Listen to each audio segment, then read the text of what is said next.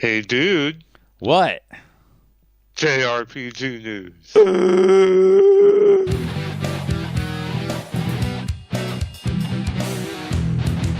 Okie dokie. Welcome back, everybody, for another week of Japanese role-playing gaming news. The best kind of news. Yeah. Maybe. You know, it's right up there with Thai news, but Oh, yeah. not everything can compete. So we have a couple stories for you this week. I'm going to get us started real quick. Oh, well first let's introduce ourselves. Yeah, that's My a good name idea. is Mel. And I'm Zoltan. My name is Mel, and that's Zoltan, the co-host for this week. We hand things off every other week. So let's get to the first story, a very quick one. Okay. Final Fantasy VII has a patch, a 200 megabyte patch coming down the line. Coming down the line. Square Enix has said that this is to fix various bugs, quote unquote. Oh, goodbye speedrun record. Oh no. That was some crazy stuff they did.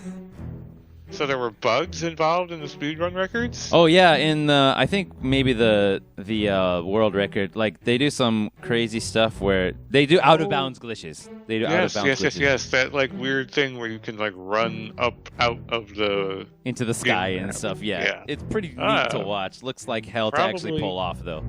Yeah, I remember discussing this on a previous episode. It's probably going to get patched out if I had to imagine.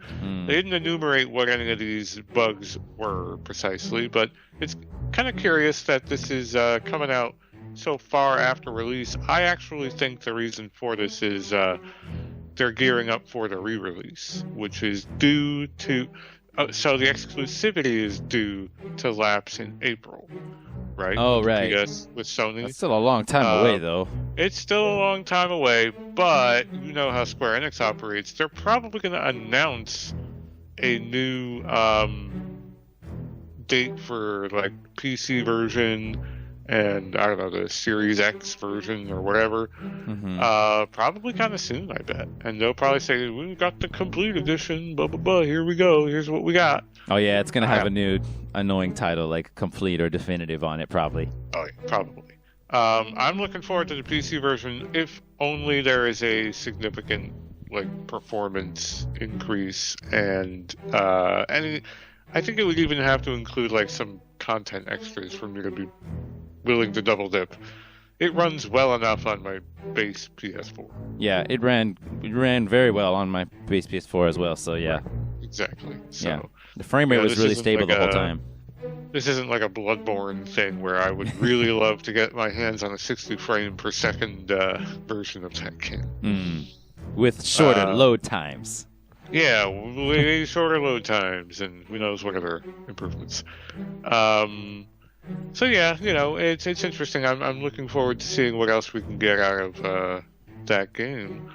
Now, I do have one more story, but I think we'll kick it off to you. Which of yours do you want to do next? I got some quickies for you, and they are very quick.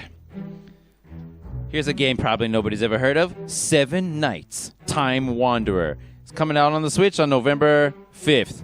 I don't know what it is. It's a game. But it's going to be on the eShop. It's not a physical release. And Atelier Ryza 2 this is hilarious, Mel. Unfortunately, the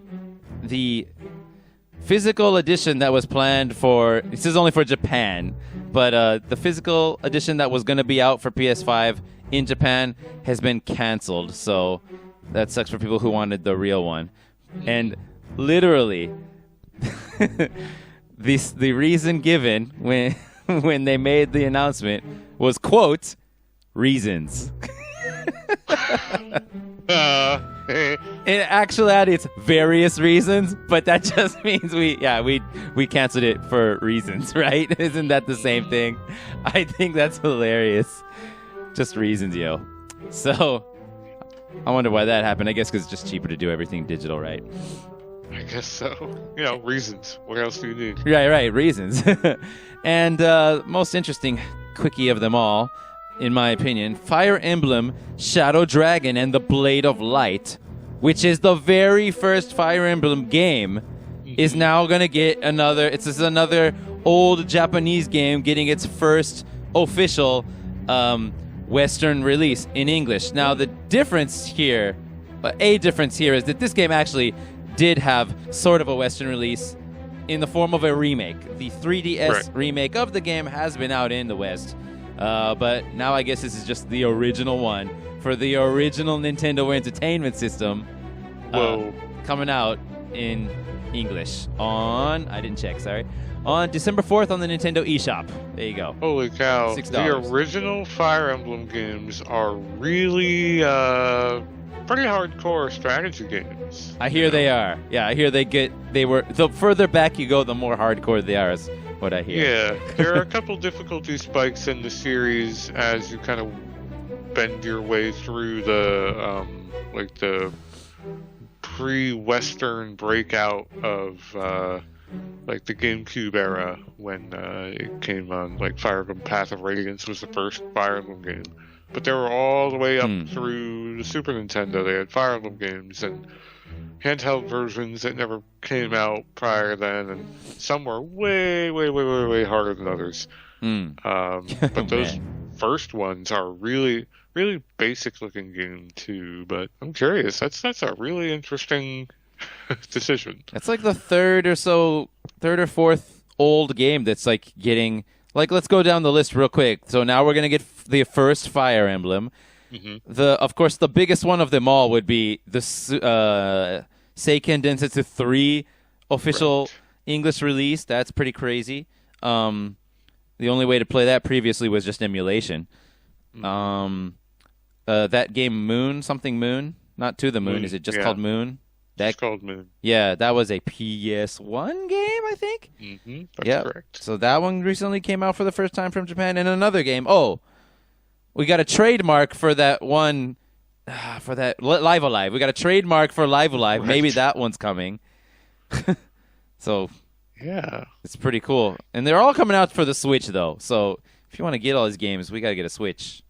Yeah, Switch is the Japanese darling at the moment, which not surprising, but that is where to go. Yeah, and I guess the last quickie that's important to me is that I need people to go to Turn-Based Memories YouTube channel and watch the video of me complaining about how I don't know how to make my NVIDIA Shield run emulators correctly. I can't figure it out, you guys. Hi, thank you very much. It's your turn, Mel. Yeah.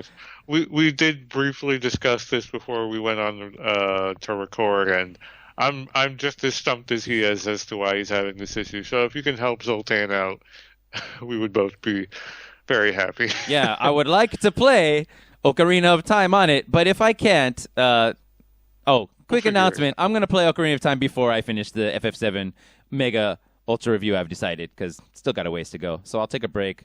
We can continue on playing a game for Turn-Based Memories, and then I'll go back to it later. All right. Well, I have one more, but I think what I'll do is I'll let you pick your next one, and we'll circle back around. Okay. So I got another story, and this is just more complaining from me. You guys don't have to care, but I care. So a while back there was it was like the previous episode, I believe. I talked about PlayStation Network, user terms of service or whatever, updating so that now they can record all your conversations, even if you're just with friends, even. And I didn't like it. I don't know what exactly it's going to be used for. But now I'm just like, here's my main reason to not buy a PS5 was games being censored. But now we're just like crossing more and more lines. Like, yeah, I'm basically out on PS5. Like, I can't see myself buying one now. So we have PlayStation Network basically sort of dividing its audience is what I expect the outcome of this would be, by PlayStation themselves putting out and advertising a new PlayStation 4 theme that supports Black Lives Matter. Now, don't worry if you love or hate Black Lives Matter. It doesn't matter. It annoys me that they're taking sides. Like, they didn't also put out a Proud Boys thing or something, right? They just put out one, and it's only for Black Lives Matter. Hate them or like them, I don't care. I don't like it when companies that I buy video games from choose political sides. I don't care for that. So that's annoying me. If you guys don't care, that's fine. But how about this one? Yo? There's two things, yo, that they're doing. Not just that. In the Hong Kong version of the terms of service for freaking PlayStation Network. This is only the people in Hong Kong that have PlayStations got this. They got an update, yo. And let me read you directly what it says to Hong Kong PlayStation Network users. Quote, directly from a Hong Kong PlayStation. You may not use your account or use PlayStation Network in any way to create, reproduce, publish, or disseminate any information which, and then all of the following is included, opposes the basic principles in the Constitution of the People's Republic of China, endangers the security of the People's Republic of China, divulges public... Well, of course you're not going to be allowed to, divulge secrets, but, I'll just go to the other one that bothers me. Damages the honor of the People's Republic of China. And then there's more other things. But, yeah, basically, you're not. I guess that means you're not allowed to say or chat to anyone on Hong Kong PlayStation Network that you dislike China. Right. That's it. That's all I had to say, guys. I guess, yeah. It annoys me. I mean, if anyone wants the Bell take on some of these things, is that I even though I do support causes like Black Lives Matter, I don't think that Sony's use of the theme here is in any way actually supporting it. I think it's actually just drawing attention to Sony and getting them to be talked about by people like us or by people in other headlines saying, here, look what Sony did. Damn, they used me. And then you get them, they get free advertising off of a social movement. And even though I absolutely would support this, and I'm glad they're not, certainly glad they're not doing something like a Proud Boys promotion, I don't think that this is actually doing anything. It's performative. It's not really supporting it. If they actually gave a shit, they would donate money to the cause and then not advertise about it. They would support it without making a commercial. That's Indeed. My opinion on corporate endorsement of social movements. I think if they want to put their money where their mouth is, they put their money instead of their mouth. Yeah. Don't also double dip and try and get the free advertising off of it too. If you really give a shit about Black lives, give them some money and then shut up about it. Yeah, exactly. I don't care if when they come out as a company, dude, is what I don't like it. I don't care if a whole bunch of people if an individual on Twitter is like, I support this, I'm like, that's great, and I want more people to vocalize. I'm not trying to shut up people from saying we support this thing. I'm trying to say, when a company does it, it's different. Yeah, it's not the same when you get these companies like the gay Cheerios commercial that everyone clamored about. Was that really helping normalize gay people, or was it just giving Cheerios some fucking ad, General Mills? And I just don't, as much as I support these causes, I really don't feel like these are anything beyond symbolic. And they're really not helping normalize, because that work is already being done. The only reason they're doing this is because it's already being normalized. They're piggybacking on top of it. If this was actually a brave, courageous thing to do, they wouldn't have done it, because it wouldn't have made business sense for them to do it. To go out on a limb and say, we're going to support these guys that everyone's beating up on because we think it's the right thing to do, damn it. No. Yeah.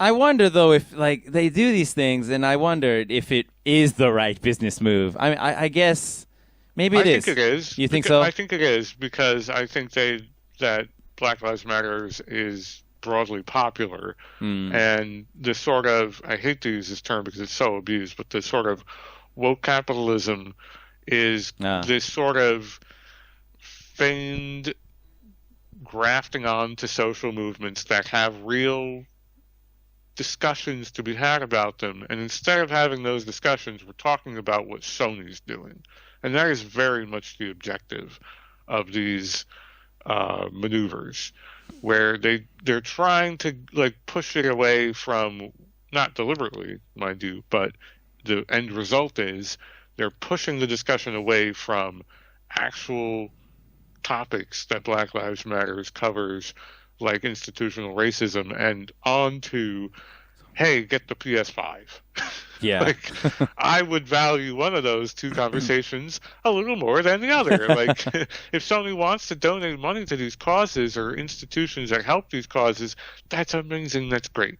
But if I were running Sony, I would know full well that me then also putting my name out there saying it's being done, or making any kind of a grandiose thing other than announcing maybe they donated the money and that's it, is just advertising. It's putting a billboard up in front of something.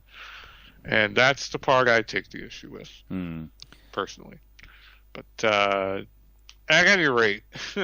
Well, wait a minute. Since we're on the subject, go ahead. Like, I see this as an opportunity because I have like an axe to grind against a certain other podcast, actually, that I never told you about this. And so I just like to, let's just see what happens right here. Okay, this is my first time finding out that you, Mel, in general, support Black Lives Matter, is what you just said. Sure. What if I told you I don't like Black Lives Matter? My question to you now is, Mel, do we have to cancel the podcast and stop being friends? That's what I'm asking you right now on the spot, dude. No, I think it... I would say that, like, maybe you think I have stupid reasons or I'm wrong or whatever. Okay. But do we have to stop being friends and do we have to cancel the podcast? That's what I want to know. I would say no. Okay, thanks. I mean, there's a lot more to that than just that binary, yes or no, or down. But I would say, like, if anyone else is saying that you cannot have a working relationship with someone that has political or cultural, social differences from you, I think that's very closed-minded. I mean, you don't have to agree. And not only that, these are complicated situations. Like, what about it don't we even agree on? We don't even know. We don't. We don't plan to get into it either, right? So there is that. There's that part of it too. It's not like we live together and that we share all of our personal beliefs with each other. We like Japanese role-playing games. That's how we ended up in contact, and that's why we're doing the show together. That's right. So really, our friendship should depend on whether we still both like playing video games or not, right? And I would say so, especially if what we're doing is a show entirely about that. And while we do bleed into topics that everything ends up touching on politics these days, which is the world we live in, which is fine. But outside of that, I don't think that there's anything like detrimental to what I believe in. I'm not out there advocating and being like a giant activist for this cause. Maybe if I was, there would be a different conversation to be had, but I'm not. Truth be told, I'm like, I think that there is things to agree with out of that movement. Is everyone who waves that banner a saint? Probably not. But nevertheless, that's my position on it. And if anyone else disagrees, that's fine. Like, what am I, the gatekeeper of politics here? Like, come on. Can I tell you, like, the salty thing that I have against which podcast? Because I never told anybody because I don't have friends. Sure. Okay. At least not even speak English anyway.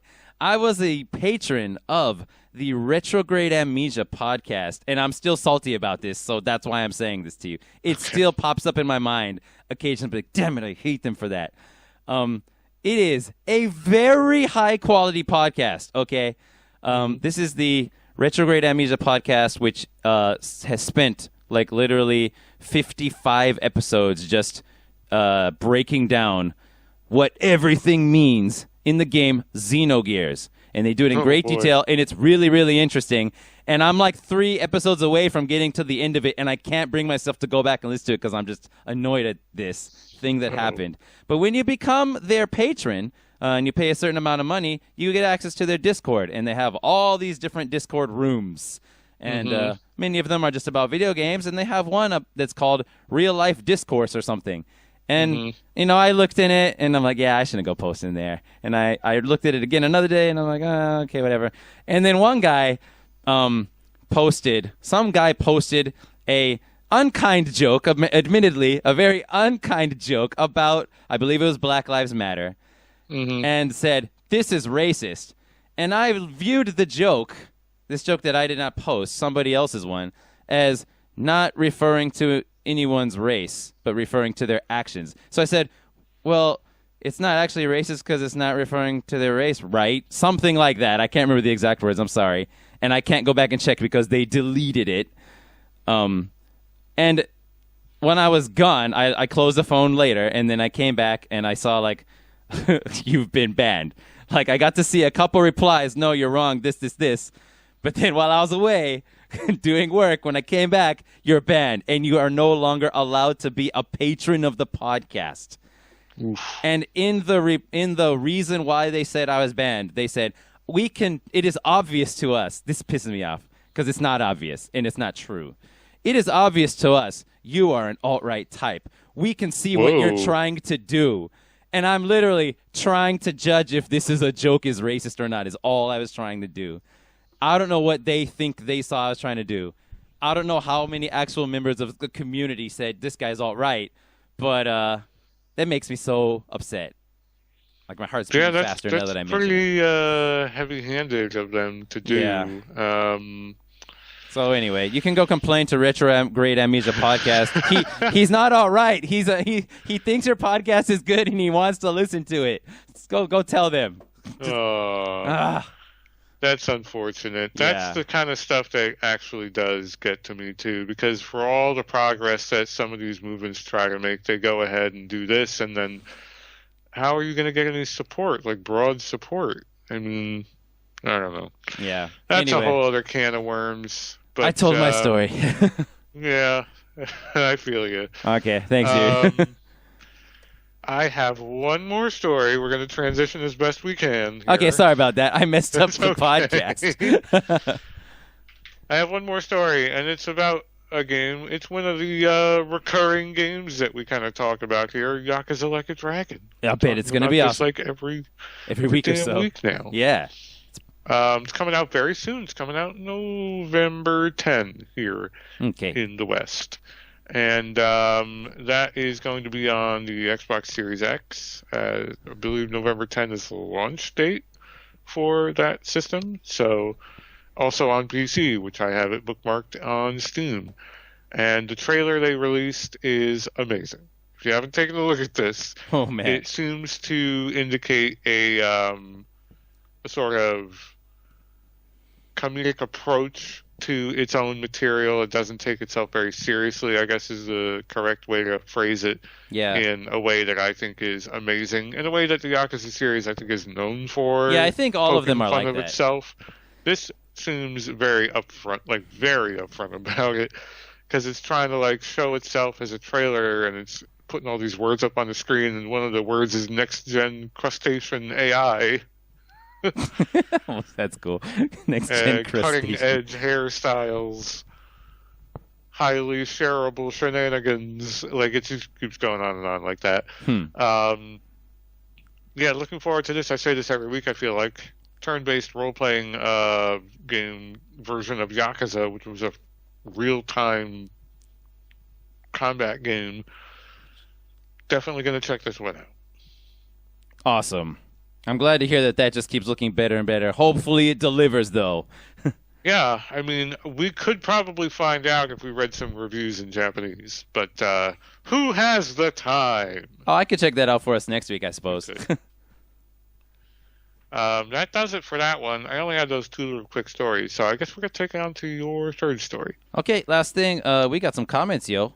That deserve some attention. So this is a fun name. Not My Cell Phone says, in reply, these are comments in reply to the previous episode of Dude JRPG News, and he was talking about the guy that was making that Zelda fan game getting shut down.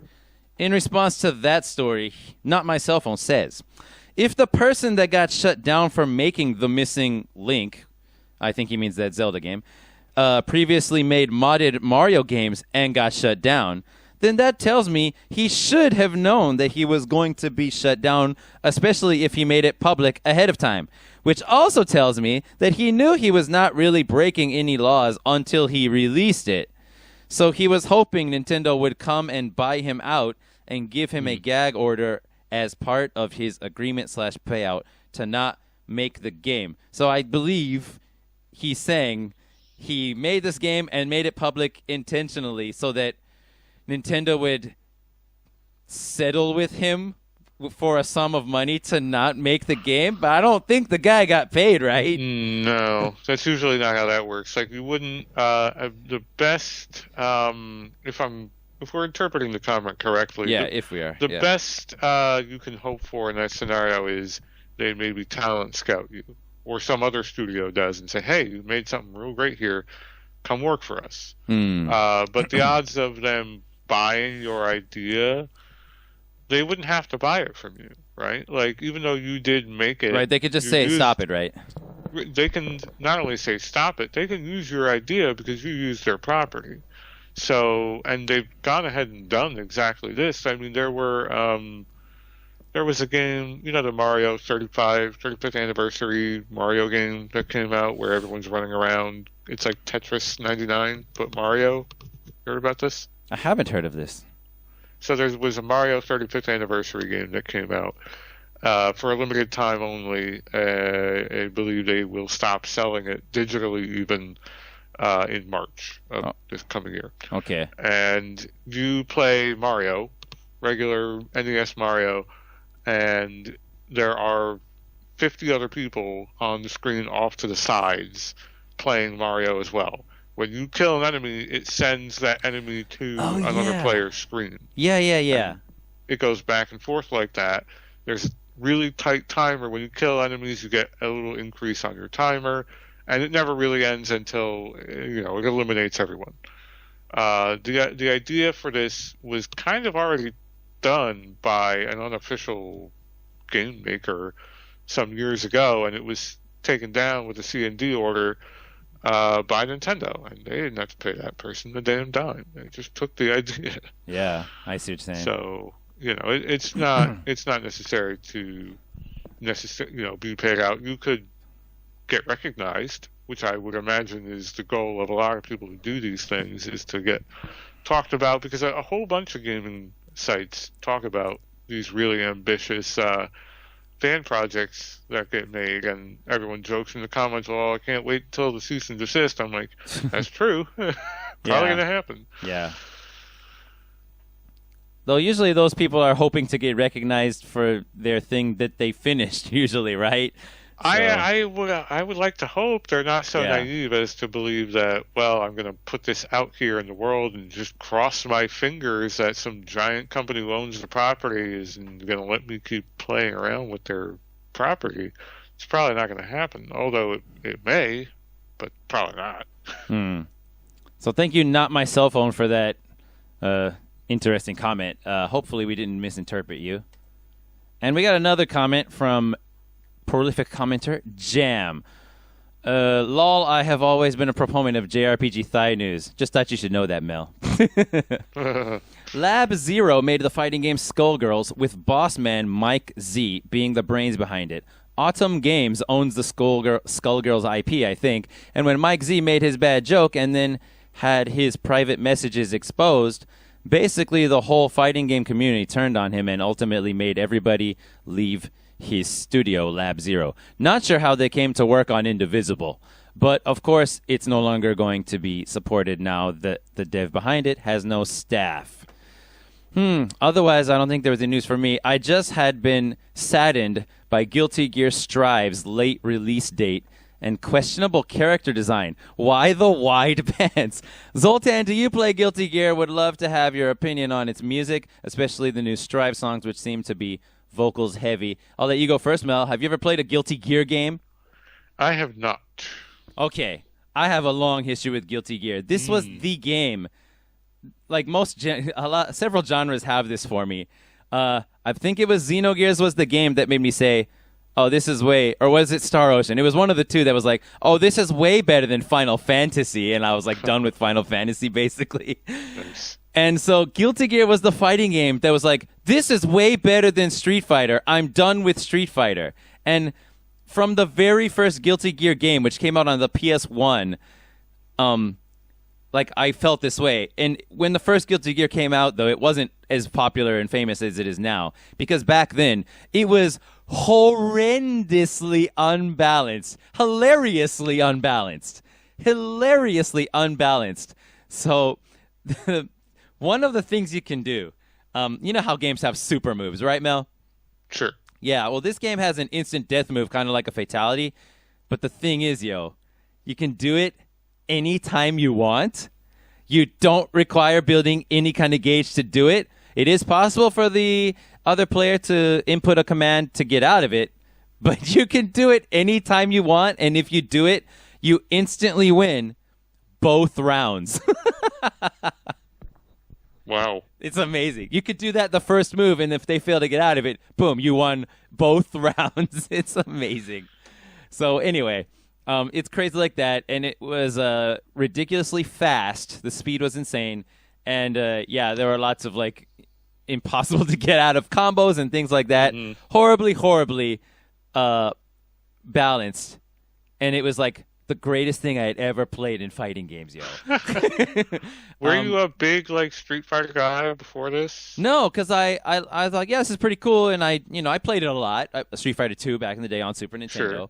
Sure. Then later I found Samurai Showdown, which I actually did prefer because of its style, just in general. Uh-huh.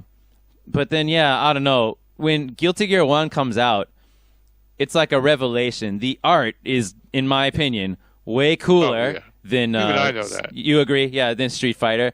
The music, I mean, Street Fighter music is extremely good. Yes. But for me personally, I was really into the whole, this entire game is inspired by heavy metal. Nearly every character and nearly every move is named after a person, a song, or an album from heavy metal. In case you didn't know, there's a character named Testament. That's a heavy metal band. There's a character named Slayer. That's a death metal band. There's a move called Ride the Lightning. That's a Metallica album. Like, everything is from heavy metal. And then all the background music is also metal. And I really liked how every character was wildly different. There aren't like nowadays when you play a Street Fighter game, there's like 3 Cammy clones, 4 Ken clones, and 2 Guile clones in every game. And there's no clones of anything in Combat was a lot like that too. Yeah, exactly. But there are no clone characters at all in Guilty Gear. They're all very different. And I loved how like the Ken and Ryu of this game would be Kai and Soul, and Kai is like the Holy Knight type of character design, and his background song is called Holy Orders, and it sounds like an Yngwie Malmsteen song, which is like a very fast guitarist, just to put it simply. And then Soul is kind of like, he's like the Ryu, but he's also kind of like, I'm sorry, he's like the Ken, but he's also kind of like the bad guy. And his name is literally Soul Bad Guy is his last name. His name is Soul Bad Guy, and his song is... it says like he has a belt buckle that says freedom on it and a flaming sword. And then his song is like blues heavy metal. And so I was just really impressed at how, I don't know, the art and the heavy metal aesthetic and the music all come together in that way. And it makes sense that they all come together so well because the art, the character designer, and the musician is the same person. Daisuke Ishiwatari did all the music and all the art, at least in the beginning Guilty Gear games. So anyway, your question, Jam, what do I think of Guilty Gear Strive, the upcoming one? I'm fine with the character designs. They are very wide people. Like the people themselves, not just their pants, are very, very large.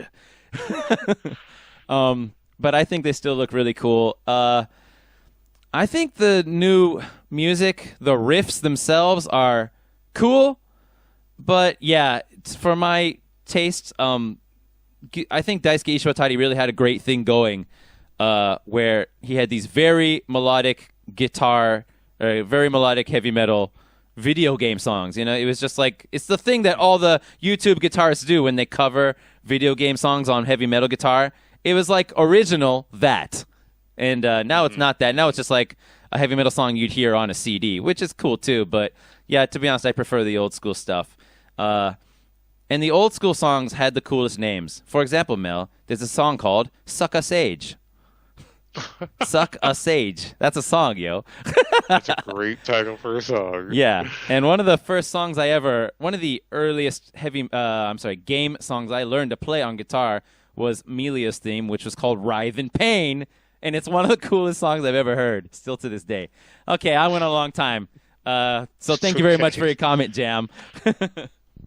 Now, I must say that when it comes to like traditional 2D side-scrolling fighters, not a big player of those. I tried to play